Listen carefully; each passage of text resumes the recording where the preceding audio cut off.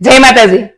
બોટાદની અંદર અત્યારે શું ચાલી રહ્યું છે એ લગભગ બધાને ખબર જ હશે અને ખબર હોવી જ જોઈએ, કારણ કે દેશનો ખેડૂત કિસાન એ પોતાના અધિકાર માટે જો આંદોલન કરીને અને રોડે ચડે તો આ એક જો કે ભ્રષ્ટાચારી નેતાઓને મરી જવા જેવી પરિસ્થિતિ કહેવાય.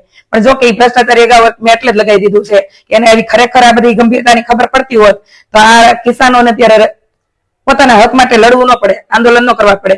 પંજાબમાં પણ ખેડૂતોની આપણે આ પરિસ્થિતિ જોઈ, અત્યારે ગુજરાતમાં. ચલો એક ખેતી માટેની એક અનુભવની વાત કરું કે અમે જયારે નાના નાના હતા ત્યારે 12 વર્ષના હતા અમે ખેતી કરતા. 10 વર્ષ કમ્પલસરી મેં ખેતી કરી છે, બરોબર. તો ખેતી કરતા ને ત્યારે શંકર 6, શંકર 8 એવા વણ હતા. ઉતારો બહુ ઓછો હોય, 400, 450 ભાવ આવતા એ વખતે. અને જો અમારા પપ્પા એમ કહી દે કે 500 રૂપિયા ભાવ આવશે ને તો તમને 2 જોડી વધારે કપડા મળશે, તો અમે એટલા હરખાઈ જતા, કારણ કે ત્યારે તો ઘરના નાના મોટા સભ્યો બધા ખેતી હારે જોડાયેલા હતા. એ તો હવે પરિસ્થિતિ બદલી થોડી કે હાલો એજ્યુકેટેડ થયા, ભણી ગણી થોડું ઘણું કમાવા બહાર નીકળ્યા દેશ પરદેશ. બાકી તો નાના મોટા બધા સભ્યો લગભગ મોટા ભાગના બધા ખેતી હારે જોડાયેલા હતા અને એની ઉપર જ નિર્ભર હોય. જગતનો નાશ રહી જાય તો વાંધો નહીં કે અમને એ મોસમના બધા પૈસા અમને ઉપજ આવે ને મળે, પણ જયારે ખીજે ત્યારે અતિવૃષ્ટિ થાય, હાથમાં કઈ ને મોઢે આવેલો કોળીઓ હોત ને છીનવાઈ ગયો હોય, ત્યારે દવાના કે બિયારણના પૈસા ઉભા ન થયા હોય. આ ખેડૂતોની પરિસ્થિતિ હોય. ઘણા એમ કે એને બહુ મોટી જમીન છે અને ક્યાં કઈ વાંધો છે, પણ જેને જેટલું મોટું હોય એટલું પથરાયેલા હોય. વાંધા બધા હોય, નાનો ખેડૂત હોય મોટો ખેડૂત હોય, બરોબર.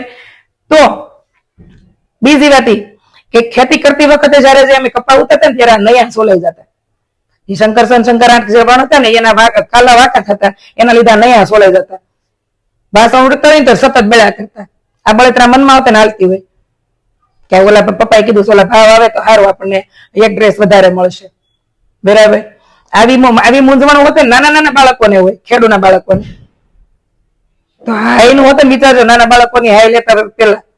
બીજું પછી બીટી કપા આવ્યા, જમીન ઝેરી થઈ ગઈ થોડી ઘણી, ઉતારો સારો આવ્યો, પણ ત્યારે પણ એ જ પરિસ્થિતિ રહી. ઉતારો વહી ગયો પણ ભાવ તો નક્કી તો એ જ યાર્ડ વાળા જ કરે, જીન વાળા. એ તો કે દેશનો ખેડૂત પોતે નક્કી કરી જ ન કે પોતાના પાકનો ભાવ. પરિસ્થિતિ ક્યારે બદલી જ નથી એના માટે.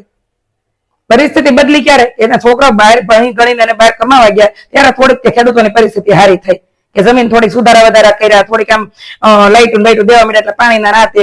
બાકી કેવી રીતે જેને ખેતી કરી છે અને એના ભાવ બીજા નક્કી કરે ને એને પોતાના અધિકાર મેળવવા માટે એને આંદોલન કરવા પડે, રોડે ઉતરવું પડે, તો આ ભ્રષ્ટાચારી નેતાઓ તમારે મરી જવા જેવી વાત કહેવાય. સરકાર પલટતા વાર નહીં લાગે. જે ખુરશી પર બેઠા છો ને એના પાયે ડગમગે છે, ત્યારે એ ભાંગે એ પેલા આંખો ખોલીને ઉભા થઈ જાય તો જ મજા આવશે. કારણ કે મૂળમાં તમારે હોતે રોજ સુલે રોટલા ચડે છે ને એ ત્યાંથી જ આવે છે, એટલે સમજાય એને વંદન. બાકી જેથી દેશનો ખેડૂત અત્યારે જાગૃત થયો છે અને હાથમાં જો હથિયાર લઈ લે ને નેપાળમાં થયું એવું, તેથી ભેગું નહીં